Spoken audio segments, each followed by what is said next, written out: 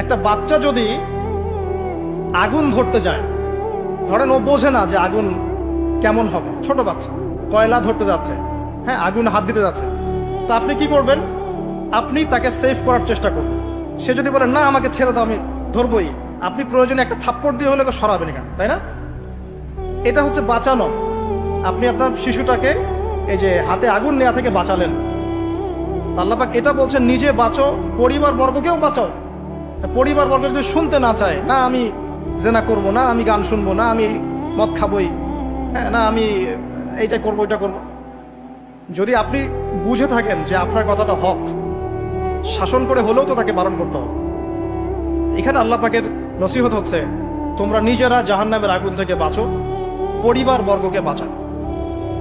কোন জাহান্নাম থেকে বাঁচবে? আলাইহা মালাইকাতুন গিলাজুন শিদাদ, যেই জাহান্নামে কঠিন কঠিন মনের ফেরেশতারা আছে, পাষাণ মনের ফেরেশতা।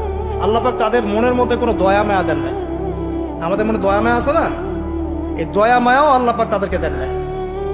শুধু আযাব দেওয়ার মতো শক্তি সামর্থ্য এবং কঠিন একটা মন দিয়েছেন।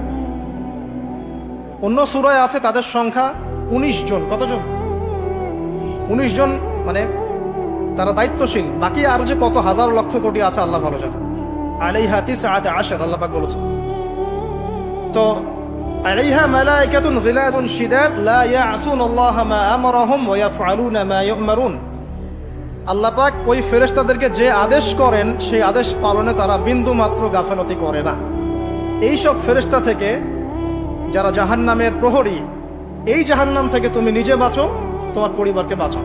এই জায়গায় আসে। এখন তোমরা যারা এখনো ফ্যামিলি শুরু করো নাই, যুবকদেরকে বলছি, তাদের জন্য এই অংশটুকু বেশি বেনিফিশিয়াল হবে ইনশাআল্লাহ। কারণ তোমাদের জন্য পথ চলাটা তুলনামূলক সহজ তাদের চাইতে যারা অলরেডি ফ্যামিলি ঢুকে গেছেন এবং বিপদেও পড়ে গেছেন, বা বড় হয়ে গেছেন, দীর্ঘ সময় পর্যন্ত আপনার ইসলামের এগেনস্টে চলেছেন, বা আল্লাহর হুকুম আহকামের তোয়াক্কা করেন নাই, তাদের জন্য এটা অনেক কঠিন। কিন্তু যারা এখনো ফ্যামিলি স্টার্ট করো নাই, বা কেবল স্টার্ট করেছ বা করতে যাচ্ছ, তোমাদের জন্য এই অংশটুকু বেশি ইম্পর্টেন্ট। আল্লাহ পাক এখানে একটা মূলনীতি দিয়ে দিলেন, নিজে বাঁচতে হবে, পরিবারবর্গকে বাঁচাতে হবে। আর আমি আগেই বললাম পরিবার বাঁচলে সমাজ বাঁচবে, সমাজ বাঁচলে রাষ্ট্র বাঁচবে। আসেন প্রথমে আমরা দেখি যে কোরআন কি বলছে। খুব অল্প করে বলি কারণ সময়, লম্বা সময় নেওয়ার সুযোগ নাই। কোরআন কি বলছে একটু লাইভলি থাকেন। আদম এবং হাওয়া আলাইহিম আসসালাম, মনে আছে? তাদের দুইজনকে আল্লাহ পাক পৃথিবীতে নামিয়ে দিয়েছেন না? যে ভুলটা তারা করেছেন সেই ভুলের ফল তারা দুইজনের সমানভাবে শেয়ার করে নিচ্ছেন না? বুঝতে পারছেন? আল্লাহর সীমা লঙ্ঘন করার পরে তাদেরকে যে আল্লাহ পাক নামিয়ে দিলেন পৃথিবীতে, এখন এই যে লম্বা সময় তাদেরকে পৃথিবীতে থাকতে হবে, পৃথিবীর এইসব ভোগান্তি পোহাতে হবে, হ্যাঁ জান্নাতের সেই নাজ নেয়ামত থাকছে না, এই যে কষ্টের পথ চলা, এই পথ চলাটা কি স্বামী স্ত্রী একসাথে না?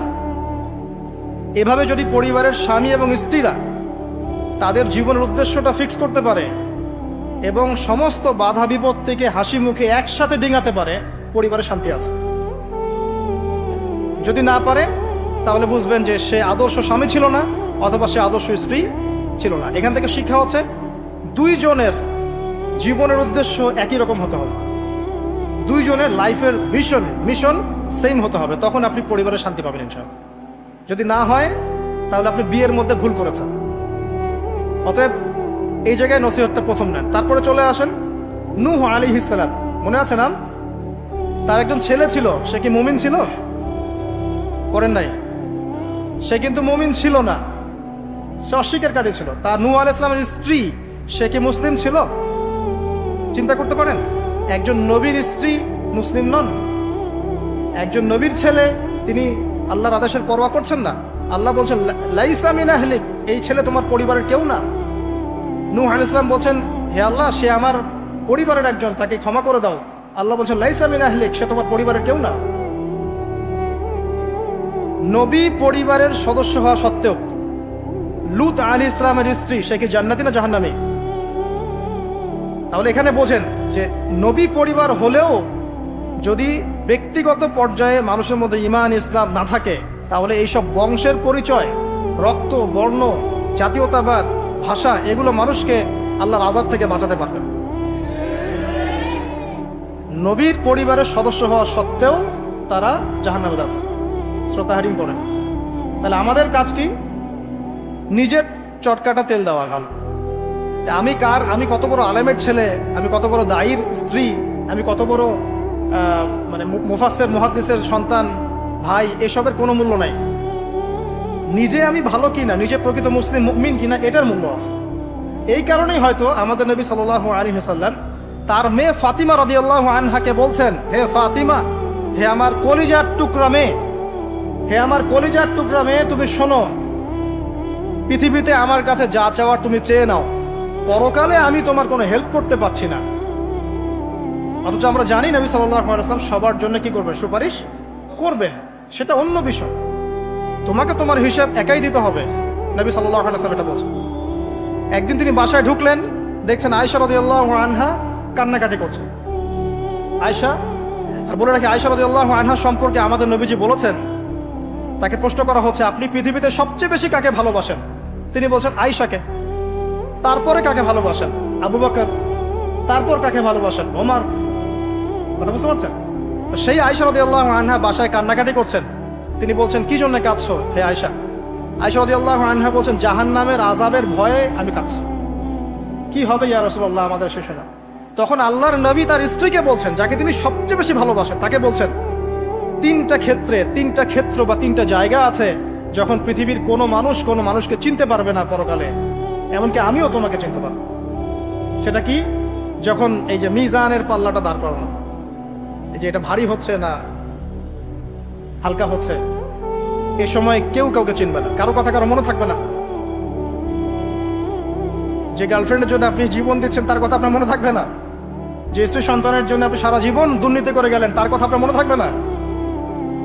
এমনকি যে স্ত্রীর কাছে আপনি অনেক প্রেমময় স্বামী, সেও আপনার কথা মনে রাখবেন যখন মিজানের পাল্লাটা উঁচু করা। দুই, যখন আমল নামা ছুড়ে দেওয়া হবে, আমল নামা এভাবে উন্মুক্ত করে ছুড়ে দেওয়া হবে, ইকরা কিতাবাক, তুমি আজকে তোমার কিতাব পড়ো, ওয়া কাফা বিনাফসিকা আল-ইয়াওমা আলাইকা হাসিবা, আজকে তুমি নিজেই তোমার নফসের হিসাব নেওয়ার জন্য যথেষ্ট। এই সময় আয়েশা, আমি তোমার কথা মনে রাখতে পারবো না।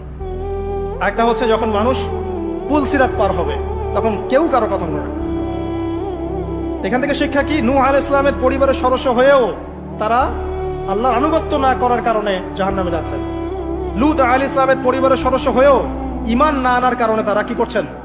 জাহান্নামে যাচ্ছেন।